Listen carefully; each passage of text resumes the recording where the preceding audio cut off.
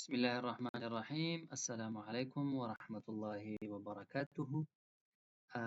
الوحدة الرابعة، الحج والعمرة.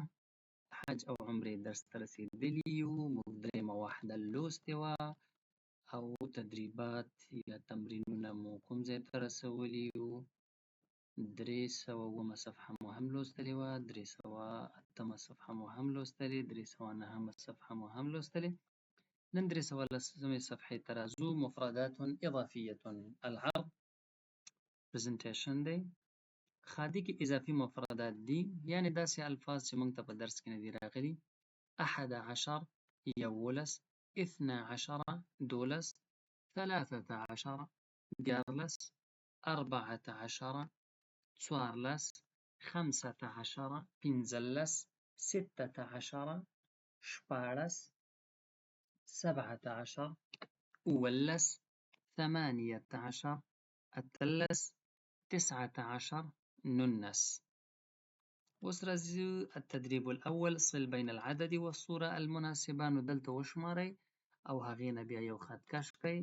مثلا دا څو دي؟ 2 4 6 8 10 11 12 دي. دې نه به یو خط داسې کش کړو 14. نو دا ستاسې کار دی، دا به په اسانه وکئ، په ارامه وکئ. دلته هم 11 دي، 11 ته 15 15 ته 12 12 دي. لرې راتاو شو، لنډ به یې راتاو کړو، 12 دي. څه شو؟ نو دا تاسې خپله وکئ. او دغه تدریب ثالث کې رتب الاعداد، دلته یې منظم کړئ. 11 12 14 12 13 همداسې منظم کړئ. الوحدة الرابعة عشر، 14مه وحده ده. التراکیب النحویه، نحوي جوړښتونه دي. د جملو د جوړښتونو په سر بحث دی.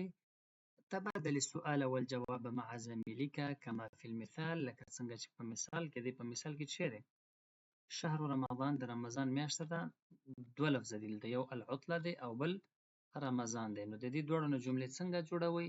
رخصت او روژې میاشت ده. متى العطله؟ رخصت کله دی؟ العطله في شهر رمضان، د روژې میاشت کې رخصت ده. نو داسې جملې چې کله دا شی، دغه اول چې دی د دې پوښتنه کوو چې کله دی، او په دې دوهمه میاشت کې ورته وایي چې په دې میاشت کې دا کېږي. مثلا یو څو به زه حل کړم، یو څو به بیا تاسې حل کړئ. متى الزیارة؟ الزیارة في شهر شعبان. زیارت ملاقات ته وایي، دیدن ته وایي. حتما د مسجد نبوي زیارت ته ځي چې وی ګوري. متى الدراسة؟ درس کله دی؟ الدراسة في شهر رجب، د رجب په میاشت کې دی. دا شعبان رجب دا چې دی د هغه میاشتې دي. څه ورته وایي؟ هجري قمري میاشتې دي. لکه موږ او تاسې حمل ثور جوزا لرو، دا محرم صفر او دغه میاشتې لري. متى العمرة؟ عمره کله ده؟ العمرة في شهر صفر. صفر نه دی ښه، صفر دی. متى السفر؟ سفر کله دی؟ السفر في شهر شوال. متى الحج؟ الحج في ذي الحج، في شهر ذي الحجة. متى الاختبار؟ الاختبار في الشهر المحرم. التدريب الثاني. تبادل السؤال والجواب مع زميلك كما في المثال. سوال او جواب ملګري سره تبادله کړئ لکه څنګه چې په مثال کې دی.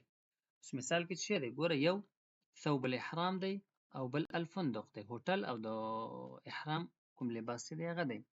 نو ملګری ورته وایي چې هغه دی کله وایسته، چیرته وایسته. وبخئ، أين خلعت ثوب الإحرام؟ دا ثوب الإحرام دی چیرته وایسته؟ او ورته خلعته في الفندق، په هوټل کې. نو د دې لپاره جمله بندي کوئ. أين خلعت القميص؟ قميص دی چیرته وایسته؟ في الغرفة. یا خلعته في الغرفة، قميص دی چیرته وایست؟ په کوټه کې مې وویست. أين خلعت الملابس؟ جامې دی چیرته وایستلې؟ خلعتها في الشقة. نو دی یو باریکي دا ده چې تاسې باید پوه شئ چې دا نو مذکر دی که مؤنث. دا نو وخت غواړي. اکثره مؤنث او مذکر خپل نښې لري. دغه جمع تکثیر اکثره چی شی وي؟ مؤنث وي. صحیح ده که نه؟ أين خلعت الثوب؟ خلعته في البيت، په کور کې مې وویسته. أين خلعت الأثواب؟ ګوره جمع تکثیر دی، دې ته بیا د تأنیث صیغه استعمالو. خلعتها في الحمام، په تشناب کې مې وویستلې جامې. أين خلعت ملابس الرياضة؟ د سپورت جامې، د ورزش جامې دې چیرته وویستلې؟ خلعتها في المدرسة په مدرسه کې مې وویستلې. أين خلعت القمصان؟ قمیصونه دې چېرته وویستل؟ خلعتها في الفندق هوټل کې. نو بلې صفحې ته به واوړو چې هلته څه وایي. درې سوه یولسمه او درې سوه دولسمه. یاره همدومره درس بس دی، زه هم لږ کار لرم، او د نن ورځ لپاره همدومره درس بس دی، او بل درس لپاره به په بیا درس کې میلاو شو. ونلتقي إن شاء الله في الدرس المقبل، وإلى اللقاء القادم.